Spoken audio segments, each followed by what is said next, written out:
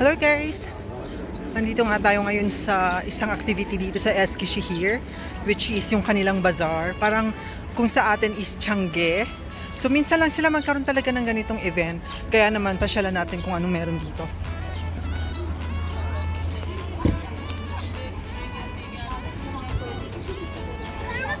Ayan guys, sobrang daming paninda.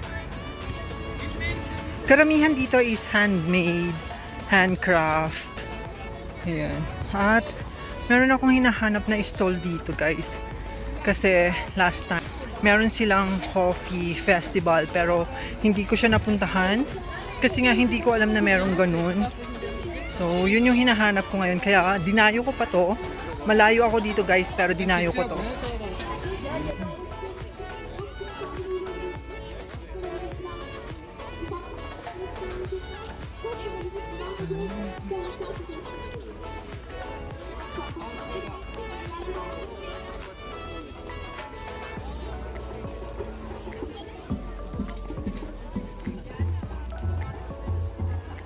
Tignan natin guys, baka nandito pa yung hinahanap kong stall.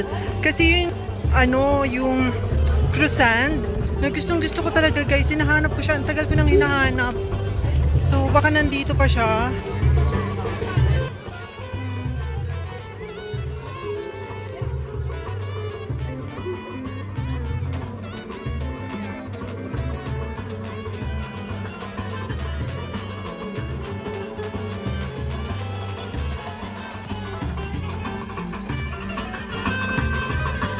Cavedoniase.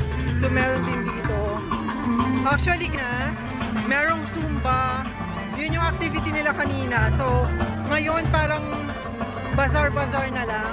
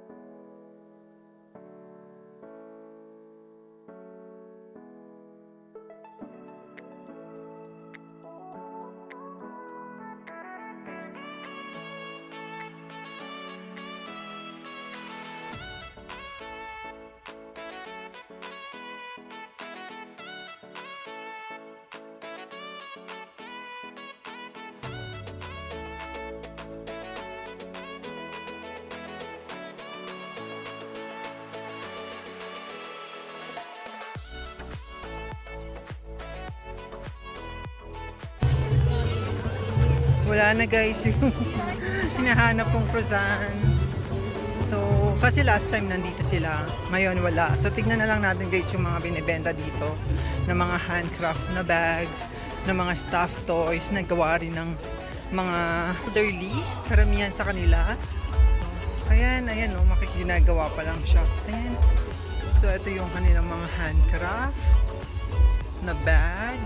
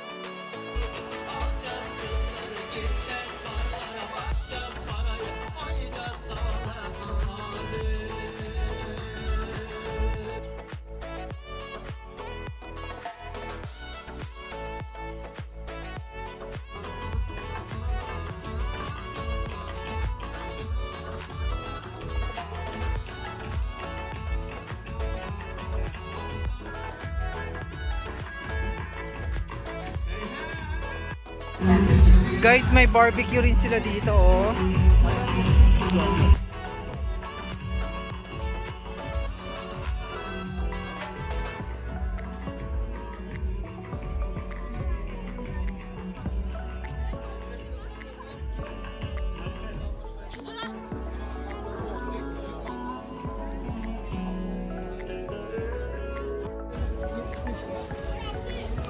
Kıymetli kadın sesleri, ziyaretçilerimiz, şimdi bir bilgilendirme yapacağım size.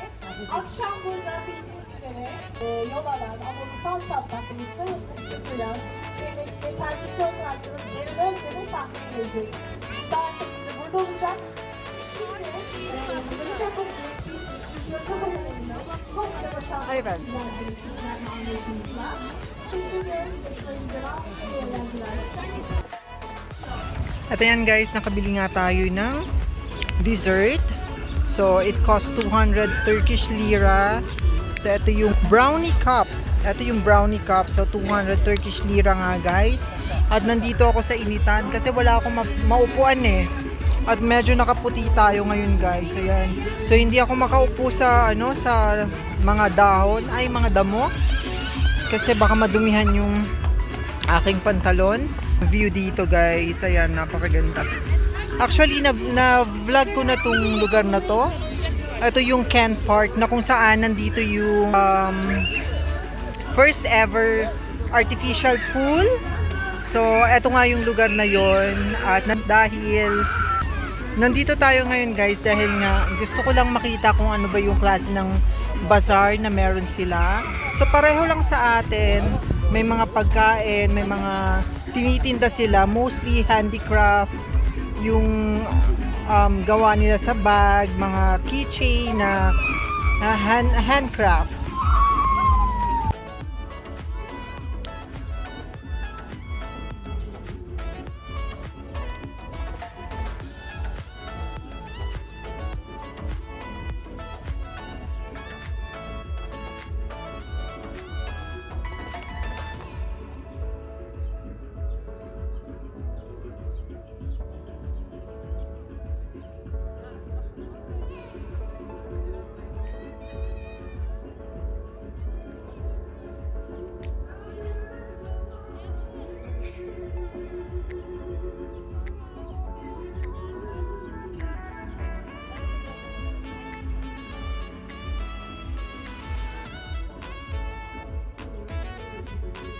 Sobrang tamis na naman guys.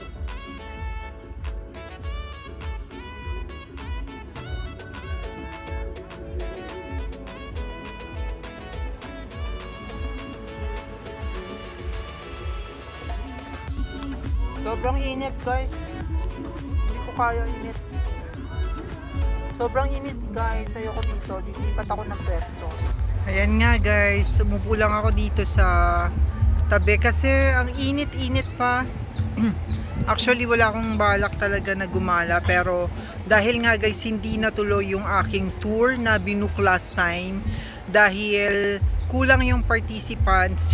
Syempre guys, malulugi naman sila dahil nga especially napakamahal na ng gasolina. So 5 lang yata yung nakapag-book. So hindi na kumpleto yung buong service. Kaya naman guys, kinancel ko na. Nag-offer sila sa akin ng ibang destination which is yung basta parang malapit sa Istanbul na ay parang island, pero ang tourist spot lang doon is yung lighthouse. So ayoko naman ng gano'n na isang lighthouse lang yung pwede nating makita doon. And overlooking view naman siya, and at the same time pwede kang mag-swimming. Since nga guys summer na at papunta na rin kami sa Ayvalık and Marmaris, so want to sawa na naman kami sa swimming, kaya hindi ko na ginrab na sumama sa destination na yon. Kaya nirefund ko na lang yung aking binayad last time. At sayang naman yung oras kapag hindi ako gumala. So ayun, gumala muna ako, random places lang yung pinuntahan ko. Namili lang ako ng mga personal na gamit ko. At nakapamili rin ako ng konting damit. Ewan ko, mahilig kasi ako, lalo na summer na nga guys. Gusto ko yung medyo light lang yung colors na hindi masyadong mainit sa katawan. At very light lang din yung fabric. Kaya, ayun. Tumambay muna ako ngayon dito guys sa Ken Park dahil nga nalaman ko. Sinearch ko rin kung ano yung activities na meron ngayon dito sa Eskishehir. And I found out na meron ngang bazaar, Grand Bazaar dito sa Ken Park. Kaya sinubukan nating i-witness naman yung kanilang Grand Bazaar.